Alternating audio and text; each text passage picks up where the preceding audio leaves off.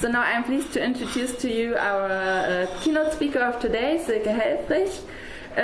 She's the person beside Eleanor Ostrom who first taught me personally about commons with her books during my study times. And Silke Helfrich is editor of several books on the commons, including Who Owns the World? The Rediscovery of the Commons, The Wealth of the Commons Beyond Market and State, and most recently The Patterns of Commoning, which you probably will most refer to in this talk.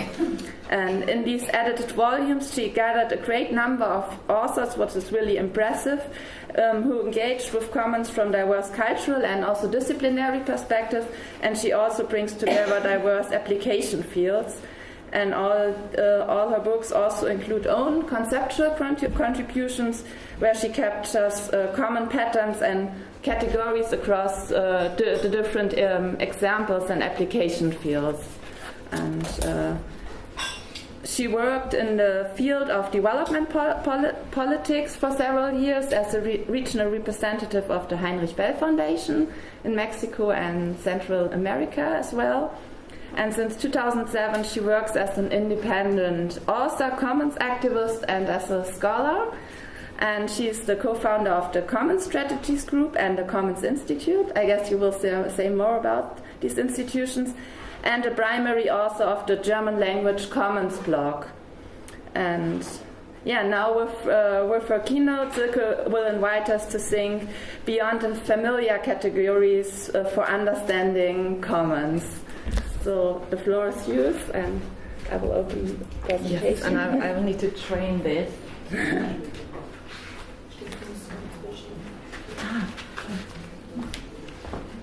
Actually, this gives me a little bit of time. Well, first of all, I guess, as we start 15 minutes late, I guess we will add it on at the end.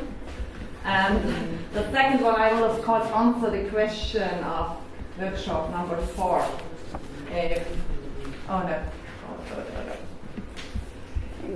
Workshop number 4, which was asking if variety in these commons can contribute to socio-ecological transformation. Well, the answer is easy, of course. They have to. If not, I feel like all this effort just makes sense. So it's also about our lives. I'm very pleased. That's fine. I'm really very pleased to be here, to be invited to that workshop, especially because this invitation comes from a young team of scholars who are passionate about studying what we are passionate about, and to bring together what is usually being called the practitioners and scholarship. I think that this is part of the dichotomies we need to say goodbye to. And I'm pleased that the common terminology in science has now invented a term for people like I am. I guess I'm now called a citizen scientist or something. Well, I prefer to say that I'm an uninstitutionalized scholar, activist, and author on the topic of the commons, and I want to start with where I come from, because the topic of the commons is always about us. It's not about a thing out there, and I come from that village. Germans might be familiar with the region. It's called Rhön, and it's an important place to understand because this was my horizon. So basically, this has been the system border.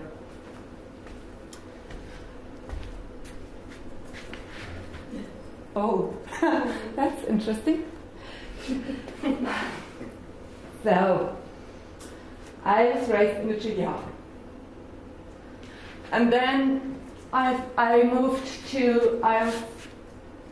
prepared to contribute something to the world. I moved to the field of development politics. And I was living in Mexico, El Salvador, and I've been working in Cuba as well. So I dealt with a centralist, socialist state, had my encounters with that border because actually my house is here. And this is how we had the right to go up there, and I could never see the other side, and actually had in mind that the other side is kind of very, very different. We were told so. And I still remember that moment when in 91 I went up there for the very first time, and I discovered that the other world is pretty much the same as ours. So that has been, I was 23 by the time, there's been huge kind of, what? So I think we need to reinterpret the world. Because the way they tell us the world is kind of a different story. So from that state socialism, I moved to a failed state, which I would think Mexico is kind of a failed state. More than 60% of the territory are governed by communities, or governed by the mafia. And the rest is kind of still holding together. And in a post-war state like El Salvador, and well, then you all know a little bit about the political system in Cuba. And then I came back and I realized that, well, the so-called representative democracy ends up in a renationalization, a nightmare of nationalism, or the giving away of sovereignty in decision making. So I felt like this approach of that beautiful person and scholar, Elinor Ostrom, to think about a world beyond market and state simply just made a lot of sense to me. And I was starting to explore that world of the commons beyond market and state in Mexico in 2006. I was inspired by people from the Etc. group, right? Silvia Ribeiro and Padme O'Neill, some of you know them. And the question was, well, how to understand the commons, but most importantly, how to enact them. Because the commons, I understood after dealing with that resource and common good and public good and private good and club good matrix and all these kind of things we have, I guess, all gone through as one of a kind, of course. But each of these different commons, the huge diversity of commons, they have commonalities. And kind of three, and we can call these patterns, three basic patterns, three things that all the commons share, all the commons in the world share, are these. All commons are based on natural resources. So to me, to talk about the digital commons or the knowledge commons or the new commons kind of really, I can see that there is some value in helping us to address certain aspects of a phenomenon. But the very problem is that it doesn't describe properly the realities, the phenomena we can really see in the world.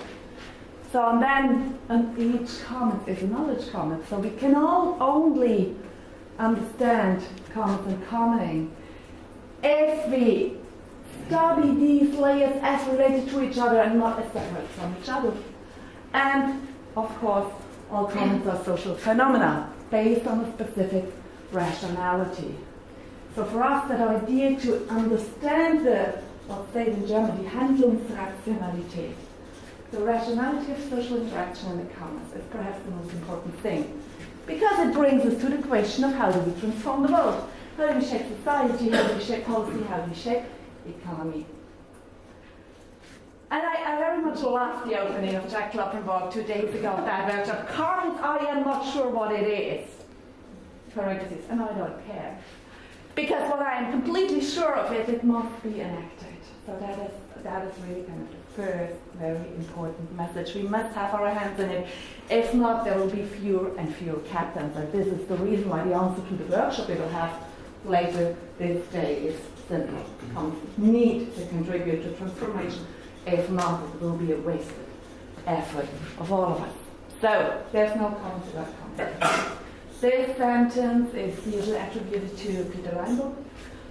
Peter Leinbach, he also has an article in our books, and he's a historian from the USA, and I guess his life work or life ambition is to reascribe the history of the world from the communist perspective, so from below, from those who have been marginalized. And this means that the question, what is the common, transforms into simple, what is commoning? And this is certainly, I think, a void to fill, gap to fill in common theory and also in the Ostrom framework. So the shortest answer to me There was one that's dear to my heart. It was given by Pat Mooney a few years ago at a World Social Forum. Some of you might know the project called Remix the Commons. If now go to the website, remixthecommons.org. They gather a lot of definitions of the commons and people's own languages. So, and one of their answers was the commons is an attitude. Well, then I was cherishing that answer for quite a while, and then I said, okay, but if it's an attitude, it all goes down to, are you good or bad? Are you for the commons or against the commons? It all goes down to being moralistic. And I think that it's important for us to not act the world based on purely moralist grounds. And so, and to really understand how we can enact a different world that I would call free, fair, and alive, altogether. So we cannot betray the tradition of political liberalism, we cannot betray the tradition of socialist ideas and everything, we cannot betray the very important but co-opted idea of sustainability. So it's about transforming the world into a free, fair, and enlivened place at the same time, and coming should contribute to that. So how do we make sense? How can we build a framework in order to understand what enacting a free, fair, and sustainable, free, fair, and enlivened way of being and way of producing actually means? And David and I should have had a photo from my dearest fellow commoner David Bowie here. And I don't know how I could forget, perhaps because right now he's in my life more than my partner is, because we're writing a new book. that's really a tough thing to do together for 2.5 years. We are right now involved in a kind of research, thinking, and ongoing conversation about what I will introduce now to you. And it's a bit hard for me to be a film. I was asked before, but because this has not been published, and it's the first time I share this with the public, so take it as just a quick insight into what we're up to do. We will publish it next year. And any questions about methodology, etc., we can answer them later, I hope. So we have been doing these books together, piling up stuff about different study cases, looking around the world, where do we have good, encouraging experiences and long-lasting experiences on commons and commoning, and if there's really a transcultural phenomenon, etc., if each commons is one of the kind, and if universalism is a thing we need to be careful with. So how do we make sense of all this diversity? Can we bring diversity into a shared purpose, like socio-ecological transformation, while keeping our freedoms?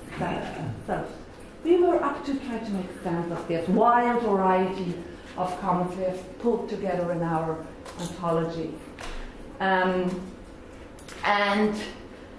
while doing so, we discovered once again that the 8 design principles we all rely to are so helpful, but they only explain part of the bigger picture. So we were trying to figure out how can we get the still hidden parts of commons and commoning into that bigger picture and into the analytic framework. And we came up with something that we now call the triad of commoning. So if there's no commons without commoning, we need to explain what commoning is, and this is our shorthand explanation. Commoning is a way to enact the commons. It's a life form that permeates the social life, that is the way we deal with each other. It's how we relate to each other, so that specific rationality, which is different from the transactional rationality. But by the way, in doing so, we always discover that the terms and categories we are used to that describe a kind of, market state are not really helpful to us. So what is how can we describe a rationality in the commons? For the moment, we call it Ubuntu rationality. So this is one part of the triad, and you see that they all overlap and they are all entangled. And the other one is how do you produce and generate value in the commons, because it is, I'll speak about this later, but it's important to understand that the commons is very provisioning. Is a way to meet people's needs, and the most basic definition of what economy is meeting people's needs, allocating resources in order to meet people's needs. So then I would say, well, this is the most basic definition of the commons in its economic dimension or layer, right? And the third one, of course, is how can we peer govern in a social context. This is where clearly you can see that our strong framework is part of. So, commoning, an understanding of living that is constantly evolving relationships in complex adaptive systems, requires, and I quote, this is from Christine's and Federic's paper, discussion, requires moving away from the resources paradigm. So this was very challenging, because if you move away from the resources paradigm, you still need to deal with the terminology based on that resources paradigm. You constantly get in that trap of the world we have, the words we have don't describe the world we need to describe, and don't even describe what we see, what we observe in reality. I won't talk about methodology. I will introduce you into a certain way of doing science and a certain way of eliciting patterns. But I won't have the time to talk about in detail about methodology, so you can ask me later on how did we do that. In any case, that idea in that perspective of the common good or the common pool resource is no longer an object which is managed, but something people nurture, make, care for, steward, etc. And interestingly, in doing so, this nurtures and makes people. In other words, commoning is a way to become the commoner. So it's not the good values first, and then you build everything based on this good value, and you are the good guy, you are the commoner, and the others are the bad guys, they are the capitalists, whatever. It's kind of learning to see and training ourselves in seeing the patterns of commoning, and then reskilling us in enacting the patterns of commoning to create and transform the world towards socio-ecological transformation. So it's all a back and forth process. We not only manage the commons manage us, so to speak. This is an idea, and basically that last sentence was basically paraphrasing one of my heroes. Philosophy, mathematics, architecture, and science. His name is Christopher Alexander, and actually, basically, the sentence was going, the house is no longer an object which is managed, but something people nurture, make, and care for. He said that because he's an architect. And he developed the approach I'm going to introduce you to since the late 60s, and it has been extremely impactful in the world of science and in the world, in our real world. Think about Wikipedia. Wikipedia would not exist if not being based on the patterns approach as developed by Christopher Alexander. And one of my favorites is definitely his 4-volume magnus opus, The Nature of Order, because it's like saying we need to understand that the world is ordered in patterns, and so is commoning, or so are commons. So rather than analyzing and isolating specific elements, facts, and characteristics, what we need to learn is to read and understand and make visible the underlying patterns of interaction, production, and governance that we find in long-lasting communities. So, we use the patterns approach. We did pattern mining, as I said. Don't have the time to talk about pattern mining. It's called in the patterns community. It's called pattern mining. And then, well, we went on asking how actually is it being done. We introduced this approach in this book, our anthology, that was published in 2012. I don't know who basically decided to use basically the same cover than in our 2012 book, because people usually don't even notice that it's two very different volumes with 60 contributions each or something. Well, in this book, we introduced the patterns approach. And it's not short because we didn't apply it. And how could we apply it if we collaborate with 60 people who each of them comes from different cultures, different scientific traditions, or some of them are practitioners and just describe their projects, etc., etc. So when moving ahead and trying to make sense of this all, we finally found out that, oh damn, the next book we need to write it ourselves. That was a long process before agreeing to really writing it ourselves. And next, in our next book, we need to apply that approach. We do it obviously as authors.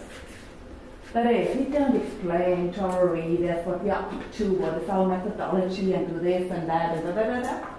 We try to invite people to learn to see the patterns, and that the rest is in the references, and then we can explain in this kind of setting. How do we do that? How do we proceed? Why do we select our cases, etc. Right? But in our book, you will find a book that we'll publish next year with a lot of storytelling, with a lot of hopefully encouraging examples that help people eliciting patterns of commenting and enacting them in the world. So why the patterns approach? Just quickly, because this is not a quote from your paper. It does not fit, understanding and enacting commenting does not fit neatly within the institutional frameworks of analysis developed by Ostrom et al. Because, and this is very important for me, and it's important for the way we understand and we do science and the way we design frameworks, it is a patterns framework. It's by design open and adaptive. So what I will introduce within a minute, oh my goodness, time's running. Okay, what I will introduce within a minute, just take it as this is what we could come up with during the last 1.5 years. And it is open by design, so there might be patterns we haven't seen. There might be practices we haven't even studied. Oh well, there are definitely millions of them, etc. But the patterns framework allows you to add on or to change what we suggest. And most importantly, it allows us to deal with the end. So most of us have been in that session where we discussed the importance of the end, that things are related to each other and the relationship is more important than the things they are related to. So it allows us to keep the phenomenon studied in its context. And methodologically, more than just deduction or induction, it's abduction. It allows us to base our insights very closely on what we see in the real world, and then in the very last moment might make a short leap of abstraction, which then can feed back into that reality and be corrected from that reality. So it is the pattern mining approach is methodologically and epistemologically very interesting. And in terms of what we're up to, well, we hope to contribute this at the core of Christopher Alexander's philosophy to aliveness to the whole, to in short to unfold the potential of commenting. And for me, what is helpful is that this way of proceeding helped us dealing with the conundrum, how can we describe complex relational processes in words and in methods that don't disrupt and don't disconnect. I guess I will skip that. It's just a comparison between, the normal way of doing science, the dominant way of doing science, and the relational approach to do science. Also, we can discuss this later, but I guess you're now curious to understand what this triad of commoning, or how does commoning actually work, is all about, and what are the conclusions we came up with. Let's start with social life. I have a question, which is, think of a commons you're part of or you know very well. Right now, think of a commons you're part of, because we're now trying to dive into what does it feel like to be part of that. I mean, for you, it's easy, you're part of OC, so Johannes, it's easy as well. Most of you are part of one or have studied one of them. But perhaps it's really, if you're part of, it's more kind of emotional. And here is the first proposal. This is just, I need to say, the pattern's name. So you find here 1, 2, 3, 4, 5, 6, 7, 8, 9 patterns names. And they come with a description, they come with imagery, they come with examples. And each of these names and descriptions is related to other patterns. There's no such thing, such as in human language. The word Bau. The word Bau doesn't make sense for somebody who doesn't understand it, first of all. But also, if you just use it as disconnected from where is this bound, the tree situated, located, how does it actually look like, how does it smell, etc. It kind of fell short as a description of what a tree actually is. So it is with the patterns. You can hardly have just one layer and disconnect it from the rest. And at some point we need to go three-dimensional to explain that framework. But here is the shorthand definition. So if you now have your example in mind, and you go through these terms, and you will see methodologically that each of the patterns has a verb. This was very important to us because remember our guiding question was how to enact the pattern. And so you look at it and say like, okay, this does work or this doesn't, I don't know, this speaks to me, this doesn't. And as you go through it and you look at the practice in your commons or commoning process, you can see basically as the design principle of Elinor Ostrom's do. So if in our project this doesn't work or this is not being addressed, we probably have a problem. We should look at it. This is the way I use the Ostrom principles, right? So as she always says, there is no, the Ostrom principle is kind of, you can look at these 8 dimensions, and if there is something, nothing is really complete, you won't really find the perfect 100% fit that matched example, but it helps you to orient your peer governance to just your peer governance, I call it peer governance, your governance, etc. And so do the patterns. It helps you to analyze, to look at your commoning process and say, you know what? We've never thought about this. That might be a problem. Do we have practice in our commoning process that really addresses this dimension or this pattern? So this is how you can use it functionally in order to enact the pattern. This is also how you can use it as a scholar in order to study the practice of commoning in a commons process. I think it's quite a bit of text, so I need to speed up. And I found as the economic topic is so important to me, so understanding commons as a way of provisioning, commons as a way of production, I would rather move to that dimension. Provisioning through the commons is what some people call the economy. And I want to focus a little bit on that dimension of the triad, on that section of the triad, because at least in the German debate, many consider the commons as a different mode of production, which is independent from the growth paradigm, contributes to socio-ecological transformation, But most importantly for me, it's not just common space, but commons creating. So that idea of common space, peer production in context of capitalism, kind of this doesn't make really sense to me, because in capitalism, any production is common space. That's precisely the gist of it, right? You take out of the commons and dump it into the market, and there we kind of create value and dump the waste back to the market. So to me, that idea of common space, peer production is incomplete if you don't add to it the dimension that we want to produce something else than commons. That we want to produce something else than commodities. So it's common space, but also commons creating peer production.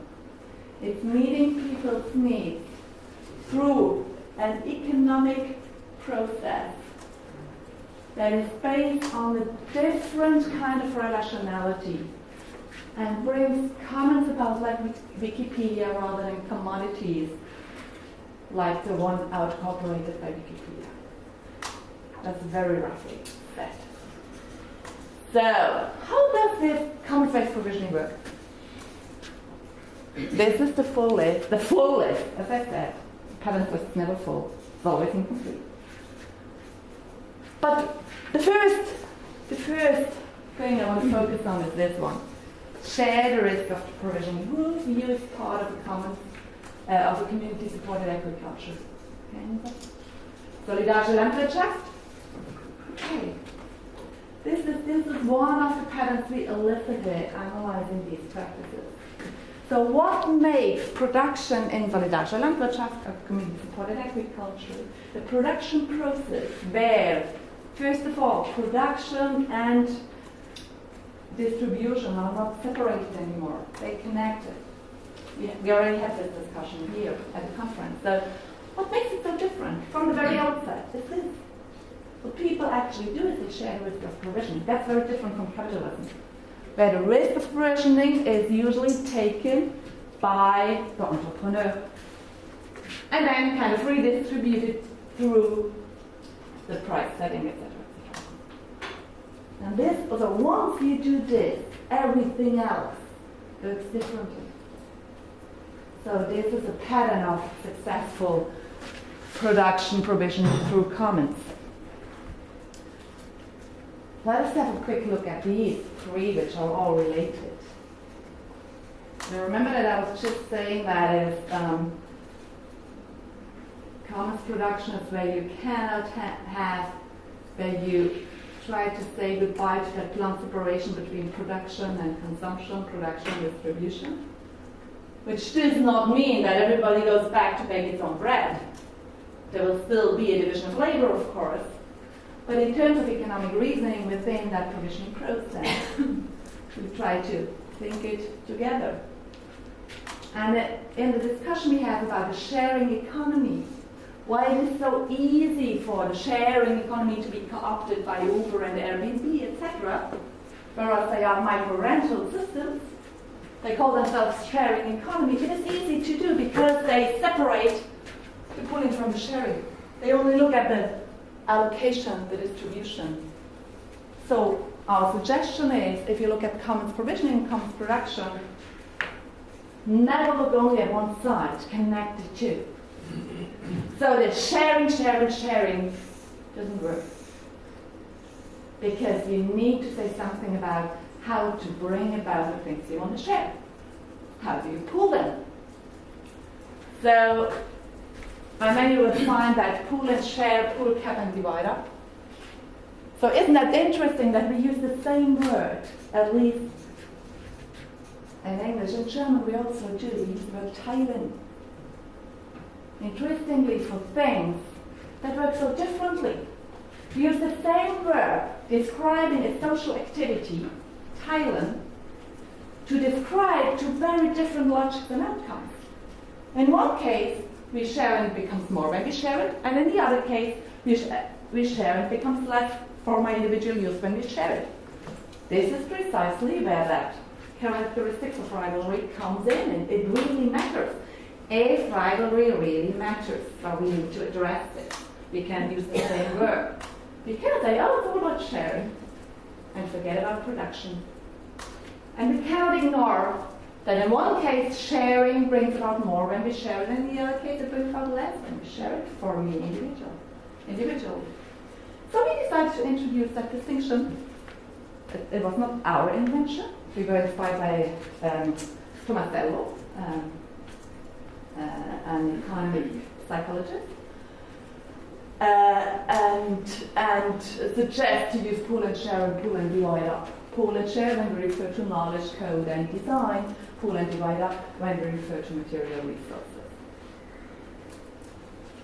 Now let's look at these last three dimensions or patterns.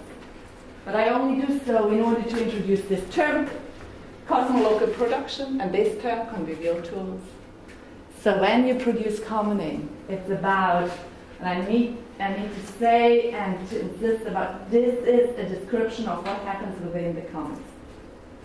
They're also patterning in order to describe the relationship between one commons and another commons, market and commons and state, commons in a setting of infrastructures, which is usually not commons, and all these complex topics can also be addressed with that methodology, but for the moment we're only looking at what happens within a commons, right?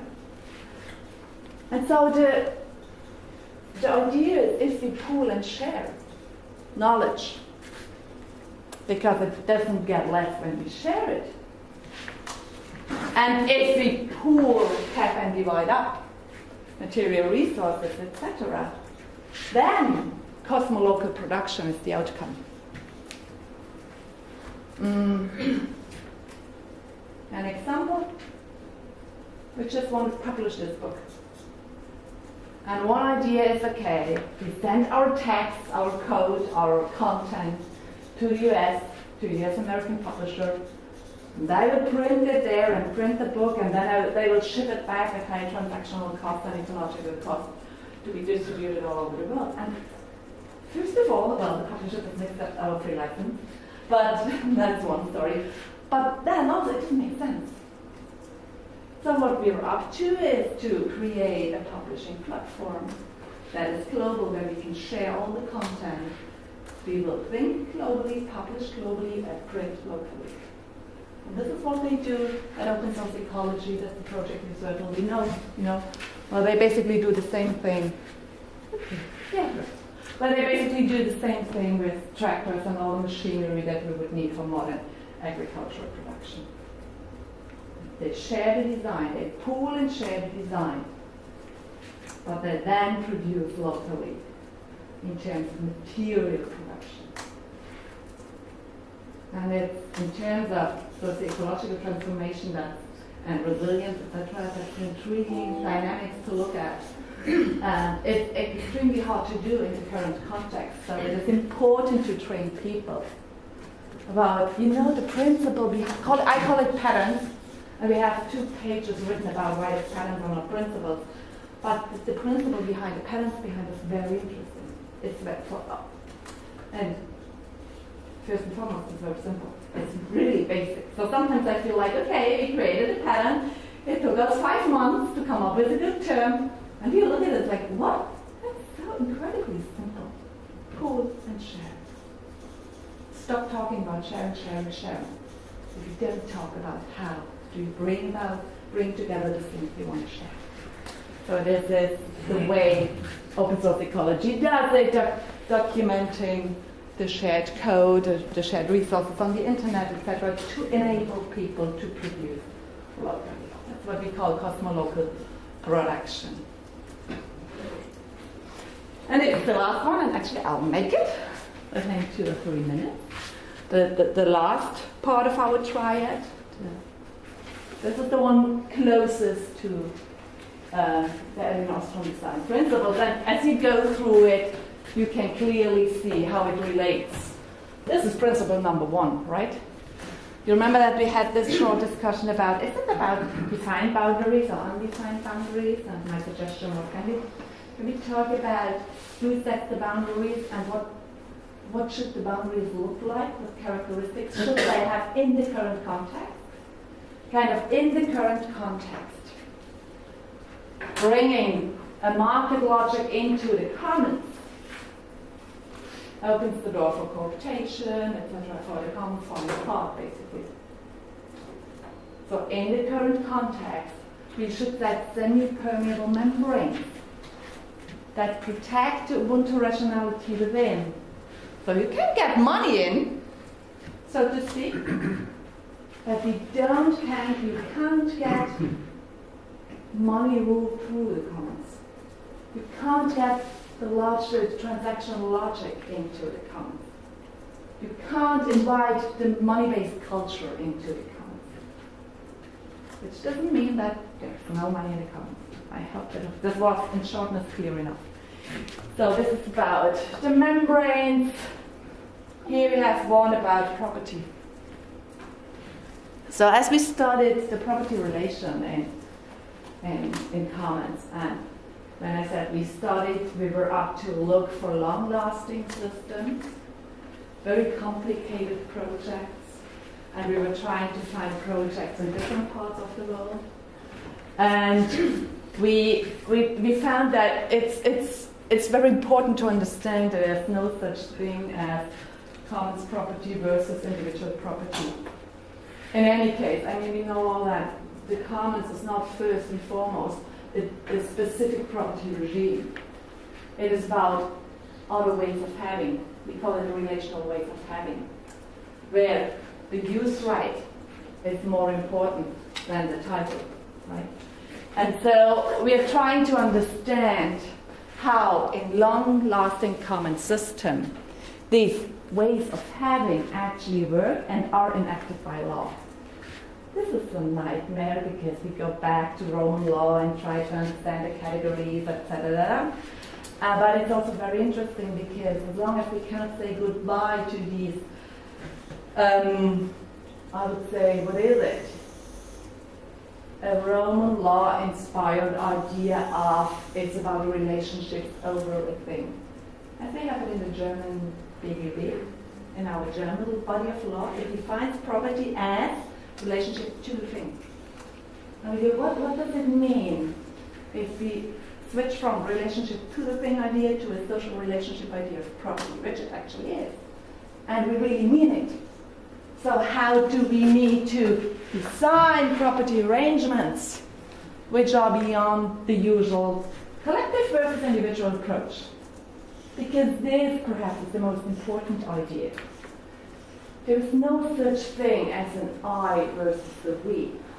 I itself is a relational term. Because I as a term only exists if the you exist, if the we exist, and I am enacted through the other, and the other way around. The idea of collective interest can only exist in relation to the individual interest. So how do we get out of that either or, I, we, market, state, teacher, pupils, professors, students, etc., This is what a relational approach is about, and this is what I think comes and commoning in acts to transform the world into a place that is free, fair, and alive. Thank you.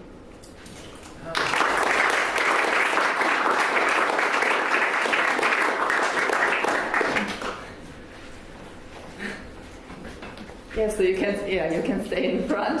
Thank you very much for your presentation. I'm quite sure that there are a lot of questions and thoughts in the room, so I would now like to open the plenum for bringing up your questions. You said we could talk about it during the questions, so I Methodology then. Yeah. I'm sorry. It's hard to take the scholar hat off. Please. But no. Especially as we won't introduce it explicitly in the book to not confuse the reader, right? No, I'm really interested in understanding How it works. Yes. So could you just say a word about it? Yeah. I'll just take notes on that. I mean, I didn't like this back and forth, so perhaps we can have a short.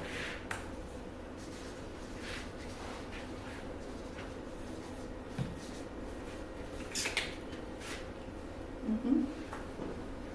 Just one quick comprehension question. I'm not sure I understand the word peer and peer governance. What it refers to? And why is this word, since you're caring a lot about wording? Yeah.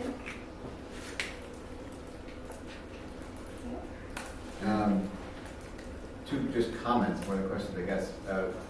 One thing is that the part that jumped out just the most, I mean, I think there's just so much going on, it's impossible to sort of put it all, to put it all in place. And plus, it's not only there's a lot going on, but a lot of going on that you're intentionally sort of, let's rip out a lot of stuff that exists and replace it. And so ripping out and replacing concepts is very hard to sort of grapple with a quick thing. There's lots going on. So I just want to point that out. But the part that did jump out at me as being very interesting, resonant, and something I can imagine sort of implementing relatively quickly in the kinds of stuff that I do and I know that other people are doing in terms of case studies and sort of studying commons is the first of the three set of patterns in relationships within a successful common. So the one that was what it's called, social life, I think it was called. Yeah. Do you mean? I mean, yeah. Resonates both with existing studies I've done, and so there are a bunch of things that when I was looking at that, I'm thinking about a bunch of commons that I'm involved in or that I've studied, where a number of the variables like just jumped out as like, yes, that's I can think of examples that fit. So I just want to suggest, and we can kind of talk more about it later or something if you want. And then the last thing I'll say is, and I almost hate to say it. So if you're right, that if there are all these patterns that we wish we could detect and study, and if we could transform the world, and etc. This seems like a job for machine learning. Ha! I'm serious. So, it seems you could use you could develop a machine learning system to study the kind of phenomena you're talking about and better identify sets of patterns alongside of certain things, without necessarily knowing the whys about it. But this is actually one of the things that machine learning systems do reasonably. They do a lot of things not so well. There's a lot of hype about it. Yeah. But I just as a thing you could do on the side, it would be quite interesting to sort of see if these are the kinds of patterns machine learning systems could pick up. I mean, okay, let me start because it's getting complicated. I will do something that is pretty relatively easy first and then go to that more complicated stuff. Is like, but I want to start with a comment that's like, this is our first step in exploring something we don't know. I'm pretty sure about the philosophical basis. The more I do of this, the more I'm sure about the empirical basis. But I'm not sure about its transformative potential for a reason I will explain, right? So this is take it as, this is our offer to the world, so to speak, and play with it. Do something with it. And I think that, for instance, the young scholars studying the commons who feel like, oh, the Austin framework doesn't provide enough elements to analyze it, perhaps this can help. And the problem is, once you start with this, you need to study pattern theory and the philosophy behind it, and it's getting complicated again. But, well, this is what happened to us, and here we are, making a really modest offer. And in discovering that, perhaps I should start with this. What I didn't explain is that our triad, which is entangled, rests on a foundation. Just as the world we live in rests on foundation of homo economicus, of a certain notion of property, of dichotomical divide between matter and mind, etc. So obviously this, what I've just introduced to you, is the second part of our book. The first part is trying to understand that we call it, you might have seen that term, we call it nested eyes. That we already are interconnected, that there's no such thing as an isolated eye. It is a social construction. And when you build your institutions and your laws based on that social construction, you will enact the nested eye the same way the individual eye and homo economicus. So it is true that we are homo economicus because we became. So if we became, we can also unbecome, so to speak. I don't know if this works in English, but you get the point. So, what we suggest here It's what in some literature is called paradigm shift, and then, well, you all remember that the Kuhnian paradigm shift book. It's kind of 27 different definitions of paradigm shift. And what we basically say is, if we say paradigm shift and we mean it, then it means it is a shift at an ontological level. So we have discussed it in the other workshop. We call it onto shift. So we invent a new word for everything, basically, which is actually hard. But the thing is, for us, what's beautiful is, so we come up with this and then invent new words. And then we need to continue mining our patterns here. And each time it fits into the general thing, it was like, wow, it worked. So that's why I say I feel like we are standing on solid ground because we built our framework on an ontological layer. And this translates into changing language. And one of the examples is peer governance. We've given a lot of self-organization. Century of the self. The things kind of self-organize as automatically. This is one dimension of why I didn't feel really comfortable with the term self-organization. And the other one is when we began to explain the idea of self-organization, we ended up in the world of animals. You know, the ants and termites and stuff. But wait a minute, the social world is different. And where does the idea of conscious reflection, where does modernity come into it? We don't want to go back and self-organize in a tribal way. That is not a proposal. So we will define, peer means peer, Gleichrang, so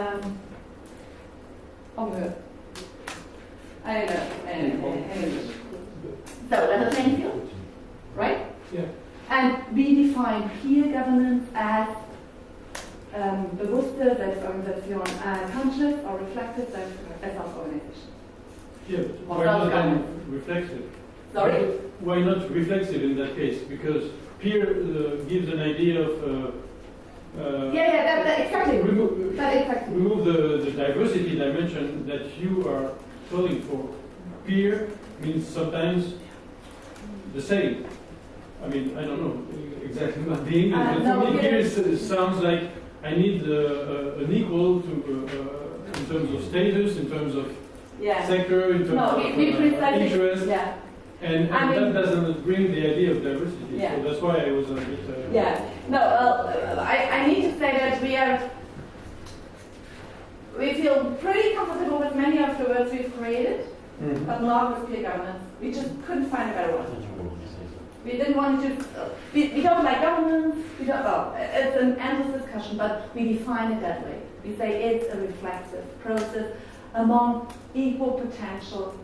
It's about equipotentiality, basically, right? That you can weigh, and I mean, your point is well taken. And one of the challenges of doing we will publish this book in 4 languages next year. So try to translate only the patterns. It's a nightmare. And these terms as well. But then, can I ask why not reflexive? We define, the next line is peer governance is reflexive self-organization. It's pretty much in there. But there's still time to change that term, so if I find a solution, I'll try to do that. So maybe okay, so perhaps I'm not sure I answered to that question of ripping out concepts. In fact, we were not up to rip out concepts. Absolutely not. Each time we found a concept that didn't work for what we're doing, we were kind of, oh no! It doesn't describe what we want to do because it doesn't speak to reality. It's not true. It's not alive. So we need to find something new. So the beauty of this is you can do this without saying versus bullshit. There is no need. So, and as this effect of the old terms are not useful anymore, it's an effect of this. If you base your analysis on a different ontology, then the old concepts are not useful anymore. Which doesn't mean that, given in a concrete political and social and economic situation, a certain way of analyzing that specific situation within market-setting capitalism doesn't make sense. You see my point? So, because of course there are overlapping realities and they are all there. So now it comes to the really tricky part, because these two, pattern mining and it resonates with what I see, are closely related. Because, I mean, obviously we are authors and political beings. We want to change the world, and we say it, and we say we want a free, fair, and enlightened world, and we want to contribute to that. So what we did is a pattern mining approach. You can have different methodologies to go there, but what you always start with observing, and then you create that moment of resonance, right? So actually, there's a moment of connecting with the body. So if you, it's very interesting because Christopher Alexander started out as a mathematician. When he found out that beauty in the world and in the built environment is something that everybody can enact based on its intuition, on its feeling, this does resonate with me idea, because I myself reflect in that. Then he was like, obviously, oh, I'm as a mathematician, I cannot prove that it is that way, and that this leads to that outcome. And so what he basically did in his philosophical work is connecting this moment of subjectivity and judgment about what we see in the world and what we bring in the world with saying, and actually if you look at it, you will find that there is an objective dimension to it. Something very rough. Say, if you want people looking at two different pictures or two different chairs, I mean different, not this and that, but a different chair, and you ask them, which chair is more alive? That's the question you ask. You will usually find a 4.1 ratio. It is for some reason pretty clear that one thing feels more alive than the other for the huge majority of people. And there is always space for diversity, always space for exception. As a designer, what would you do? Would you work on the chair with the 80% resonance, or would you design a chair with the 20% resonance? And this is why this matters in policy making. So, then he has actually a chapter in these volumes where he explains the maths behind. It's weird to say that, yes, I can show that there is even a maths behind intuition. That when people feel, there is something like an objective feeling. So, what we now do as political beings is to say, there are some things that are so frequent. They make so much sense. Perhaps these are the things you also see in your study, case studies, etc. Let's put it in there because it's so obvious, right? Take ritualized togetherness. I mean, is there somebody who would say, oh no, ritualized togetherness in commons is not important? It's a bit hard to, right? Or that we need some kind of borders. Among common scholars, it's kind of, you don't need really to study years and years and years to find out that there is a certain need to have borders. Good, fine, so this is okay. But then, of course, especially in the economic part, there are things we would like to see in the world, like more cosmological production. So what did we do in these cases? We went for long-lasting examples and studied them. So there clearly we don't say the empirical basis all over the world is A, B, C, D, E. There the indication is to see, look, it works. There, can it be an inspiration for you to enact it in your project? So it is certainly a mix, a very careful mix of what we see and what we would like to see. So, and this is pattern mining, as I said, has very different methodologies. And what we did is we did it the following way. So first of all, most of us know many common projects, written about them, analyzed them. Interestingly, when you read about the self-descriptions of common projects, you don't find answers to these questions. You don't find answers to the questions we had. but we also are part of commons projects. So based on this and discussing, we came up with a proposal. And our proposal helped us structuring the first iteration of these patterns. Then with that first iteration of these patterns, we went to projects and did interviews with them. Then we circled back and adapted the patterns. Then we felt like the patterns connect to each other. Then we sent them out to scholars and asked them, does this make sense? Is it what you find in your studies? So we had a peer review process, etc., etc. So I guess this is the 35th iteration of our proposal, but it will be the one we will publish. And there will be 34 more iterations in the future. But it's first observation, then a moment of abstraction, then you circle back to reality, then you check up with scholarship, and then this moment of coining the name is the deduction. This is something, it's not, you cannot only deduce it from what people say. There is a moment where you add on. And then you suggest this as a proposal to people and say, hey, can you work with this? Does this help you to enact commoning? So we want this to help people to enact commoning. The last question. Oh, my one. So someone else's question. Go ahead. Your ritualized togetherness example just popped an idea in my. So if you're looking at ritualized togetherness, machinery learning.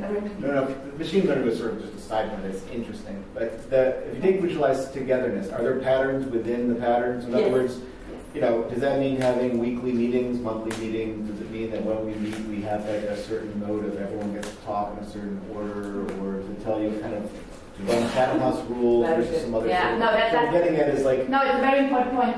It's called in a patterns language. It's called these are generic patterns, and then you have specific patterns to generic patterns.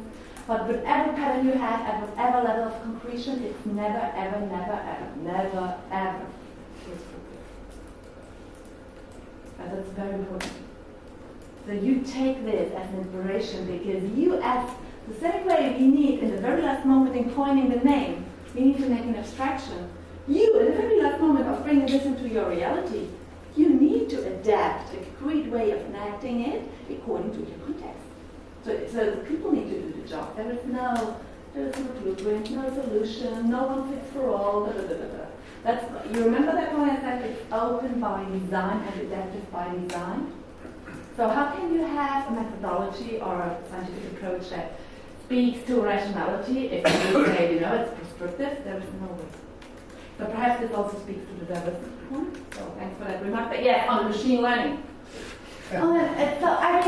This is an important remark because I was puzzled. Christopher Alexander, who's just the pattern language and the built environment, and he became famous, basically like a god for somebody in the architecture world and urban design, etc. And all of a sudden, who picked it up? The computer freaks. So pattern learning, pattern-based learning is the standard today in the university. This is how computer programming design is being done. So, and this was the second iteration of adoption of that approach. And now we are in the third generation of adoption of the patterns approach, which is precisely about human transformation, socio-ecological transformation. So many people now adopt this approach for how do we do creative learning, how to enact creative leadership, collaborative leadership, blah, blah, blah, blah, blah. And yes, this would be something to look at, and you should have a look at the club conferences where these guys...